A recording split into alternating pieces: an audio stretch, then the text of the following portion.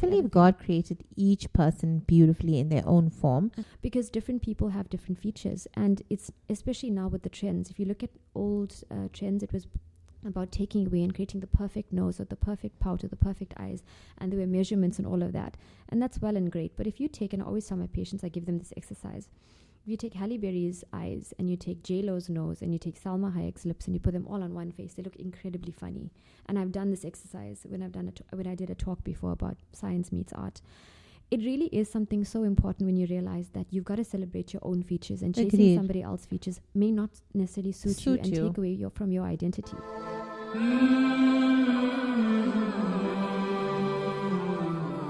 So welcome back to Slice of Life, where we give you a slice of everything, be it politics, be it beauty, be it motherhood, be it otherhood. And yes, we're on episode 2 of our podcast today, and we have someone really, really special with us today. I'm so excited because I've been thinking about all of these questions that you guys have posed to me. And also me, like my personal questions. I just can't wait to ask her. And just to give you a hint who it is, she's known as the Barbie surgeon. I kid you not, guys. I've seen it. I witnessed it. And she does look like the Barbie surgeon. Welcome, Dr. Klutch, known as Dr. Klutch, to the Slice of Life. Oh, thank you so much, Fathima. I'm so happy to be here. It's a pleasure. Before we delve right in, tell us, who is Dr. Klutch? Who are you? Where are you based? What do you offer? I know it's a lot, but if you can tell us that. Sure. I'm a board-certified plastic surgeon. I'm registered with the HPCSA, and I'm a member of APRASA, which is the national body governing plastic surgery in South Africa. And I am a member of that as well. So we are based in Durban, but we service patients all around the country and all around the world as well. Wow. So I have 2 practices that run from Motala Cardio Hospital and Mount Edgecombe Hospital for my patients in town, as well as my patients on the North Coast. Wow. And we do run, obviously, plastic surgery services, or surgical services. But we also run a Medi-Spa because we believe in holistic health. So Klutch Medi-Spa is also part of plastic surgery. And we do have facials and anything from the non-surgical rejuvenation treatments as well, just so that our patients get a comprehensive aesthetic treatment plan. Love that. We're gonna go into that. So there you go, guys. We have a board-certified plastic surgeon with us, known as Dr. Klutch, and we're delving right in, Dr. Klutch. And we're talking about the Big B, which is Botox. So now me being 40 plus and hitting into it, I haven't yet personally hit perimenopause. I feel like I'm getting the symptoms. But I have friends who are there. I have my followers. And the biggest fear I think they have is Botox. Like, is it necessary? What are the benefits? Why do they fear it? And so you can tell us basically, what do you feel? Is it necessary, or the benefits? Or why do people fear? I'm sure you have clients coming in and they're like, oh, the needle, you know. So I think Botox can be a very good treatment option where indicated. So I think that's important with anything in life. You know, if it's something that you're using for improving and enhancing, correcting and perfecting, that's okay. But I think if you're using it to compensate for something where it's not indicated, then it really can become a problem. Okay. And that's where you get the fake or unnatural or botched look. And that's what I think gives product such a bad name. I think cosmetic surgery as a whole, as well as aesthetic treatments, have really garnered a bad name in the past. I will say that the trends are changing now because of our celebrity influencers. There's a lot more, I think, awareness around it. There's a lot more, avenues for gaining information, good and bad, because a lot of it is unregulated. But I think when it comes to Botox, it's really important to know the limitations and the benefits of it, and that it's not a wonder drug. It's not a one injection fixes everything. If you actually look at it, it's the skin. I always tell my patients, and your face is like a curtain, okay? So you can stretch the curtain out and make it nice and smooth, which is what Botox does. But the material is also important. If the material is nice and smooth and tight, great, but there's still stains and holes and things inside the material. That is so key. Exactly. That is key, you guys. Yeah. Your skin is like a curtain. poof moment. That is so amazing. Hence, I feel like treating your skin early on in life, what I've noticed, like with my son, being a teen, just teen right now, and the pimples and the acne and all, it's so important to get the right care, because as you move on in life, be it male or female, it shows, as you said, curtain. That is like such a key thing.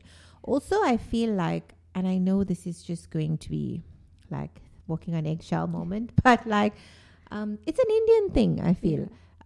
Indian oriented thing where like we fear needles, or we fear Botox, or it's taboo, so to say. Oh, you know, she's had Botox, or she's had filler, and it becomes like a thing, a cultural thing, I feel. And I don't think that it, that it should be that. I don't know, I could be wrong, but I've heard of something called medical Botox. So what is that? Is it also beauty related, or is it related to like if you have a headache, or can you just explain to us? I love the fact that we're going straight in for the hard questions. Yes.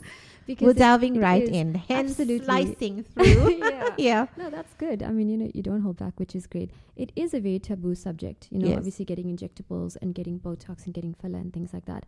Like I said before, it definitely is, I think, garnering more awareness, and people are becoming a bit more receptive to it and sharing their journeys, because before it was like everyone's getting it, no one's talking about it.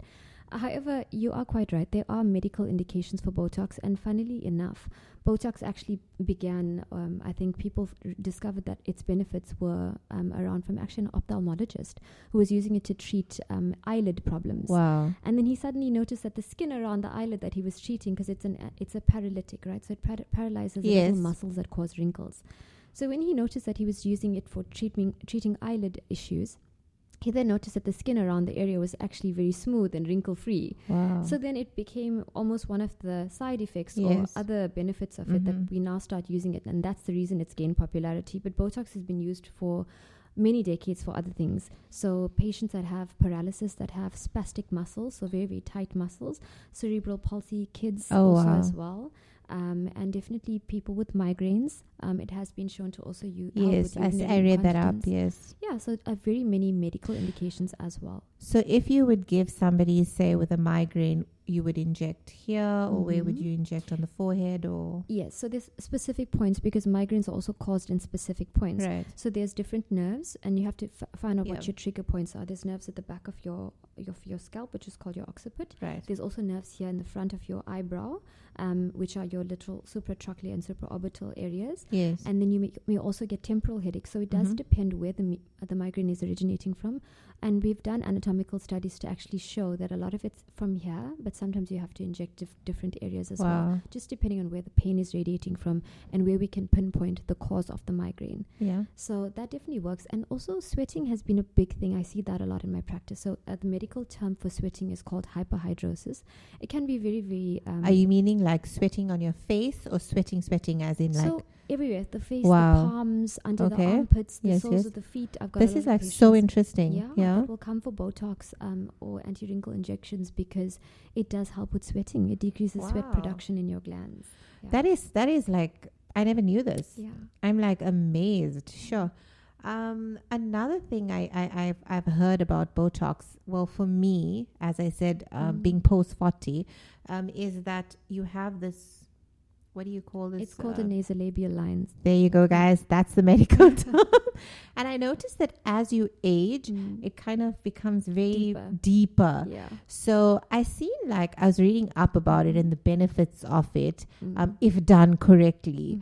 But then again, the fear, comes in as to... So that's the important point, because, and this is why it's so important to really, and I think if the listeners or viewers take anything away from this would be the one most important point. Really do your homework on who you're using as a treating provider, because a lot of doctors are only skilled in non-surgical treatments aesthetically. So example, Botox filler, other types of injectables, thread lifting and things like that. There are many non-surgical things can help you with. And there's also many things that it cannot. Yeah. And so sometimes what we do see in our practice, a lot of patients coming in that have been overfilled or over-Botoxed or over because... I've seen that. Exactly, because the wrong things were used to try and compensate for what should have been done. I think it's just like saving a penny here, and then coming to fix up the botch that you saved the penny for, which doesn't make sense in the end. It's almost like borrowing from Peter to people. Yeah. But really speaking, so these lines, I wouldn't say Botox is something that would be indicated because it's deeper. Remember the curtain? So it's like a three-dimensional structure. Yes. So as much as the face is losing elasticity and collagen and getting thinner, the skin is getting thinner, the ligaments are also getting lax, and the fat is also shrinking in the face. It gets bigger everywhere else. So I know you're saying the fat is shrinking, but does this, without sounding, does this also apply to an obese person? So yes and no, because the facial fat and the way you age in your face is different from the rest of your body. Okay. So as we get older, our metabolism gets slower, and also it's more easy to gain weight. Obviously, once you eat well and you can diet and you can substitute with nutrition, but it is easier in every day. It is more difficult in every decade of life to maintain. So I think with regards to that, we must be honest about that, and I think that's really important. So when it comes to facial fat, yes, even with an older person, even with a person who is overweight or an increased BMI, you will still age because that's a natural aging process. Sun damage, time, UV radiation, all of those things do contribute to decreasing increasing the aging process in your skin. So you're going to have decreased collagen with every decade of life. You're going to have decreased in your elastin. Your skin is going to be more saggy. You are going to have malar fat pad atrophy and different facial fat compartments getting smaller. So hence this area gets a bit deeper. Right? Yes. So you also want to substitute that little fat pad as well by filling that up instead of putting Botox in there. Okay. So what you would do then is actually put a little bit of a filler, and depending on the I would say deficit or the area that needs to be corrected, then you would decide with your kind of like your clinical assessment what type of filler, whether it's a harder filler or a softer filler, to put into that area to give your patient the best result without looking fake. So would you say, like, ideally you hit 40 and then you start getting all of this key advice or coming through, or you feel like it's perimenopausal before? Or what do you feel? Because sometimes, before you hit 40 or before you hit all of this, you're hitting perimenopause, and then you're like, all of this, your whole life sort of changes. And then you realize, you know what, I need to take care of my skin. I need to take care of my body and all of that. So what would you advise? Like, when do you start? So I would say traditionally or historically, a lot of people would be coming in after their 40s. But I will say that in my practice, I'm seeing people or patients as young as in their early 20s coming through. And because people are more aware. And a lot of patients, their mums and their older sisters or older siblings would say, if we knew about the treatments that were available earlier on, or if these treatments existed earlier on, we would have also started that and had we known. But I think a lot of people now in their 20s and 30s are going more for prevention rather than correction. So I love that. Yes. Prevention rather than. Yeah. And so, obviously, if you start early enough, your skin, your aesthetic appearance, your outside body, this shell that we all have, which we only have one of, is just as important as your inside body. And just as well as I do, your external appearance has very little. There are people walking around that look very perfect, but they have a high cholesterol. Their diets are terrible. So as much as surgery and aesthetics can help you, beauty and health and vitality really is a whole package situation. You want to be strong and beautiful mentally. You want to be a beautiful person upstairs here. Correct. Love it. Yeah, absolutely. I love it. It's like you got to be well inside to radiate outside. There's no point being perfect and pretty and beautiful when this inside is not in harmony. That's so true. Yeah. That is so true. So I always tell my patients, especially the ones that end up not being happy, it's a red flag. So when you come through for a consultation, it's almost as if we're both earning the spot in each other's lives, right? So as much as you're a patient coming for treatment and you're coming for me to provide a service, it's also my duty as a patient advocate to make sure that I am doing this for you for the right reasons, and that you're not going through some major life transition, that you're not coming for the wrong reasons to gain some kind of alternative situation for yourself. You're doing this for self-love. You're doing this for yourself. It may sound very controversial. You want to enhance or change things, but a lot of people are coming because they want to invest in themselves. They know that there's certain things that diet and exercise cannot help them with, or there's certain areas that they just always wish they could have enhanced. And my job is to protect people's natural, authentic sort of ethnicities. You never want culturally an African woman looking like not an African woman, or a Muslim woman taking away her natural features that make her beautiful, for example, right? Because different people have different features, and it's especially now with the trends. If you look at old trends, it was about taking away and creating the perfect nose or the perfect pout or the perfect eyes, and there were measurements and all of that, and that's well and great. But if you take, and I always tell my patients, I give them this exercise. If you take Halle Berry's eyes and you take J-Lo's nose and you take Salma Hayek's lips and you put them all on one face, they look incredibly funny. And I've done this exercise when I did a talk before about science meets art. It really is something so important when you realize that you've got to celebrate your own features, and chasing somebody else's features may not necessarily suit you and take away from your identity. So I believe God created each person beautifully in their own form. Absolutely. And as you said, for me, it was also the realization mental health is so important. And I'm so glad that you are all about that, because it's very rare to find that. Yeah. Without sounding, sometimes you find that 90% of doctors are all in it. Not just, I'm talking about like plastic surgeons or whatever, be it a pediatrician, you'd start off with a pediatrician that's just started, and then be like all for you, and it's an hour, you're going in with an hour, and then as they get busy, it's like 30 minutes, and then you just went in with your kid, poof, bang, and you're out. So not a lot of people stick to that care and that love and that concern for a patient, which amazing. You're saying that you're concerned about the patient and the patient's mental health before you're rushing in and doing all of this. Absolutely. But tell us, before we wrap up, what advice would you give to a 40 plus year old woman to start off with their beauty regimen as a beauty guru, as a surgeon, as a plastic surgeon, is everything? I know it's the SPF. I know it's hyaluronic acid and all of that, the basics. But can you give us a basic rundown of what you feel you would advise your patient, or looking at me and saying, this is your basic, then come to me for an assessment, and then I would assess you and advise you, obviously, by seeing your skin, So I think the most important thing I would say is, number one, do your homework. Right. Because I think there is so much beauty products out there. There are so many gimmicks, I would call them. If you walk into a Sephora store, right? I mean, we all love it. Let's be honest, we're all girls. We do, of course. But, it is a guilty pleasure that we go and we do it. And sometimes a woman would invest thousands of rands into creams and treatments and supplements and a whole lot of things that may not necessarily work. Just because it comes in a pretty bottle, it doesn't mean it's going to work for you. So do your homework first. Make sure that you go and get the right proper advice, because everybody is different. Generally, I can say yes, sunblock is a universal thing. A retinol as well, as long as you're not of childbearing age and you're not falling pregnant anytime soon. So a woman over 40 who has completed her family, a retinol is very good for you. So retinoic acid. It prevents, it would protect, it also supplements and helps your body produce, or your skin produce, collagen. Oh, love it. So it helps with all of that as well. But it definitely isn't indicated in patients that are wanting to get pregnant. So like I said before, you've got to do your homework. You've got to go to a specialist, in my opinion, because you do have expertise that a lot of people would lack. And I would definitely say you'd be able to put at least a basic plan in place. So sunblock, a retinoid. So I didn't know this about a retinol. And you guys, that's like huge. Yeah. As Dr. Klutch has said, that a retinol cannot be taken if you're still family planning, which honestly, I didn't know that. And I'm sure so many others didn't know that. It's blasted everywhere on social media. Every single influencer of every kind is like, this retinol and that retinoid. And I'm like, because it's the information it's great that it's information is there, and plastic surgery is this trending topic now, and aesthetics and skincare, it's great.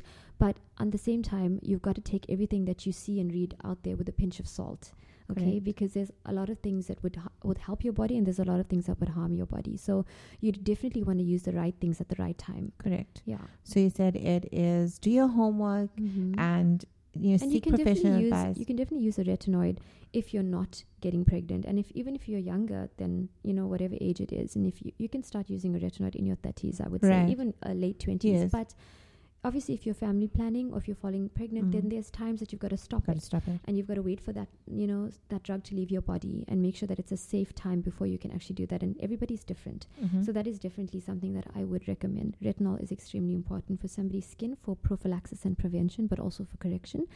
sunblock is absolutely essential. Your water is important. Water intake is absolutely important. But what a lot of people don't know is that water is not the only liquid that you're allowed to consume. You can consume your herbal teas. A lot of liquids count towards your 3 to 5 liters a day. Love it. So don't kill yourself or be hard on yourself if you haven't done your 3 liters in the whole day. Work. Number 1. Use the proper skincare that's not going to break the bank, but is also medical grade, because you will realize that actually saves you more money, because you're realizing the products that you spend that may seem expensive is lasting you for 6 months. Yes. And it's actually giving you authentic, genuine results. So tell me, in your spa, you have your own range of products, or you have like professional products? Or Yes, we do. So I have my own line of skincare. So it's a skin, I would say, supplement that helps to treat the skin from the inside. And we also have a cream as well that works well with a lot of the other things that my patients are already using. So their own serums or their own sunblocks. Yes. So it really I love that. So it's inclusive. It's integrated. Oh, lovely. That's amazing. Yeah. We're rounding up and time just went so fast. Like I did not even get to ask you so many key questions. I'm sure we'll have another session. Yes, definitely. I'd love that. But we really delved deep into the slice of Big B, which is the Botox, I feel. I learned something key about retinol, which I didn't know, guys. That just blew my mind, honestly. I'm definitely going to read up more on it. But we are now going to do something really exciting. Before we do that, Dr. Klutch, can you tell us, how would you like to just... if there's anything you want to just tell our listeners about skincare, beauty, anything, just before we do something exciting right now. Yeah, sure. Just to wrap up, I think it was such a lovely question that you asked me about the 40-year-olds and what advice I would give them. So sunblock, do your homework, get a proper medical grade skincare. But the most important thing is be gentle on yourself. Be kind to yourself. Yes, you don't hear that often, and I love that you're such a caring person, and you've said that multiple times, like be kind to yourself. And I love that you included soups and all of the other herbal teas into your water intake. That's also a first for me. I've never heard that. So that's really great. You have to be relatable. We all struggle to take, no one's perfect. I don't drink 3 liters of water a day. I'll be the first to admit that. Yes. No, I mean keeping it real. Yeah. Keeping it real. But thank you, Dr. Klutch, and I know definitely we're gonna be discussing a lot of topics that are taboo in the beauty industry, and you're gonna be our beauty guru here. I know it. I love that. So yes, we're doing something called a blindfold test from a bakery which is naturally sugared, and I know you'd love that because you're all about health and wellness. And these are health and wellness products, but they're really decadent. Wow. And we would like you to guess what's the ingredient in it, or the hidden ingredient in it. So I'm going to blindfold you, and then you can taste it.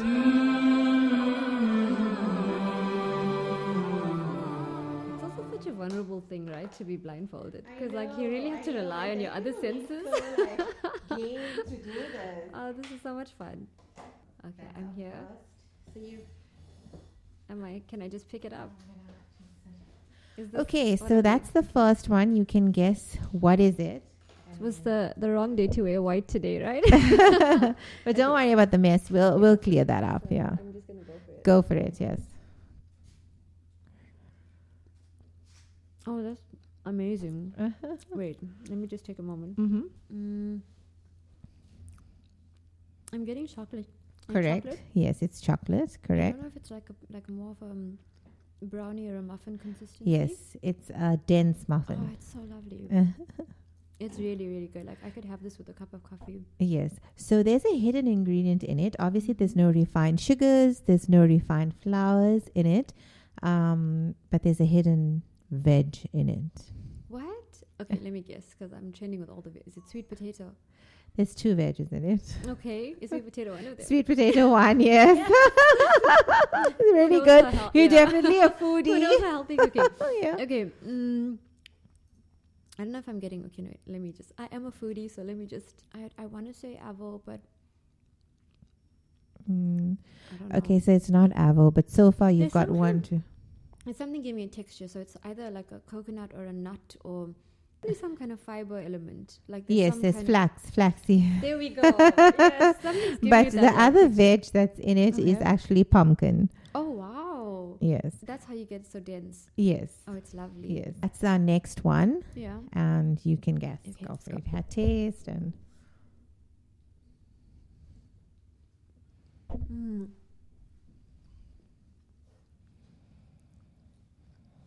What am I getting? I'm getting more oriental spices now, like Yes. what's this word?